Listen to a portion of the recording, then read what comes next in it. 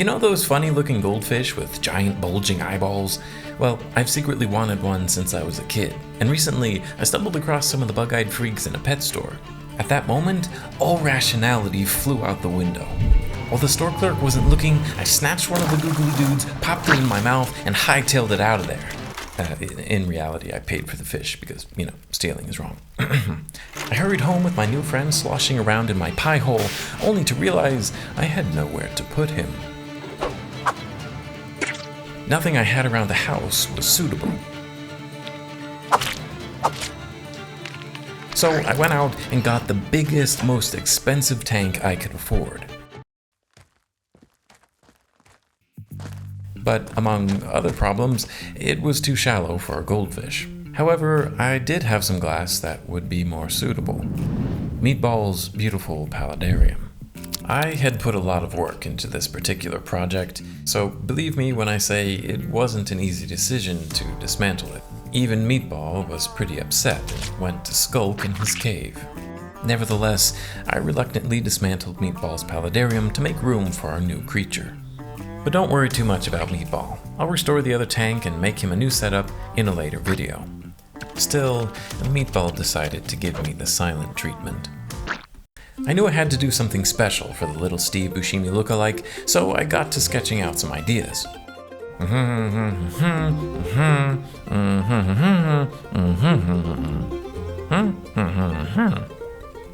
So I quickly ordered a pump online, then waited for it to arrive.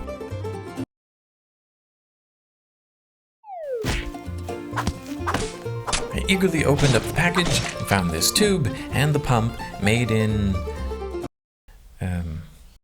Now it's time to build the paludarium. I put that layer of foam down to protect the glass from cracking under the weight of the heavy rocks I'd be putting in. I'm going to put the pump into this jar to hopefully prevent it from getting clogged up in the future. At the end of the tube, I added this piece of plastic, which I'd then silicone in place to the back of the tank. This is going to be the foundation for the waterfall feature. Obviously, this looks hideous, and nothing like a natural waterfall. So I covered it up with stones and pieces of wood. Basically just sticking pieces together with silicone as I went along. I didn't have much rhyme or reason to where I put each piece. I just sort of finagled them around until I found something that looked right.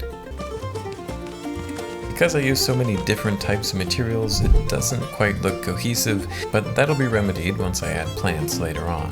Whenever I added on a new piece, I tried to hide the globs of silicone with smaller pieces to keep things looking natural. Ooh, where are you going? Definitely needed a little something on the right to balance everything out. So I added some pieces of driftwood and stones, but I couldn't quite get it the way I wanted it to look, until I finally settled on this little cave idea. And I was pretty happy with that. But of course, this all still looks really lifeless, and that means it's time to add some plants. I'm only using real plants for this build because they help to filter the water, and they offer a safer, softer surface for the fish's bulbous eyes to bump into. And I just think they look better than plastic plants. Pretty much all of the plants I'm using here are ones that I found by a nearby stream, so I'm taking a bit of a gamble as to whether or not they'll survive in this condition. And spoiler alert, not many of them did. But more on that later. Now let's see if the waterfall feature works. Sure enough, it works great. I just added 2 little stones to help guide the flow of water. I noticed the top of the tank was a little unbalanced, so I added this plant to the right side. Once the plants were looking good, it was time to add the cleanup crew, such as snails, like this little guy. I also added a few scuttles and some botanicals. With everything looking great, it was finally time for me to expel the squirmy fish. At least that's what I thought, until I noticed something odd. Much like me when I have a cold, this stick was excreting mucus, which caused the water to appear cloudy. I quickly grabbed my wife's toothbrush and got to scrubbing.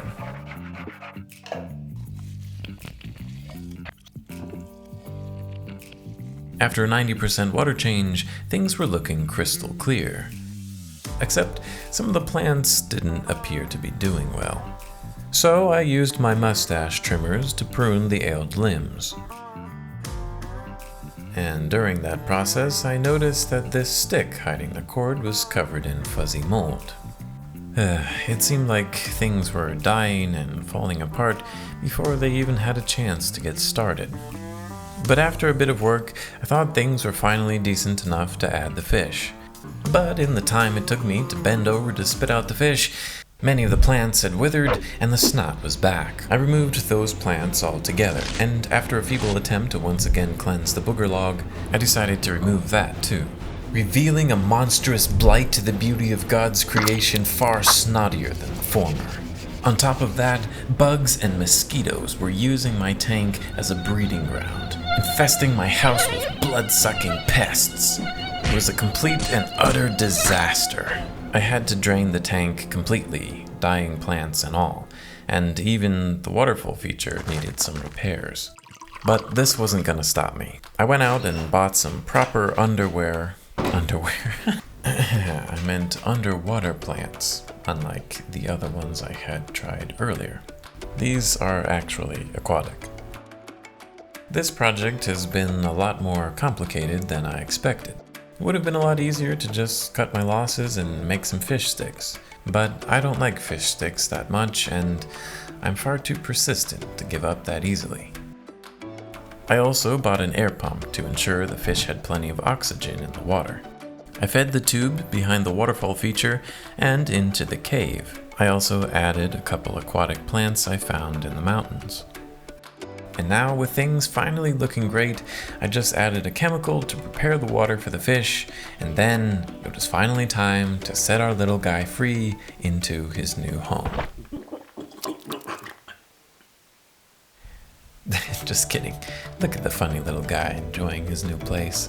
Oh, and I gave him a friend too. Their names are Donald and Obama. Next time I'll try to make the waterfall a bit more prominent. If you found this video funny or inspiring, then help me out with a like and consider subscribing for more wholesome and creative projects. Do it!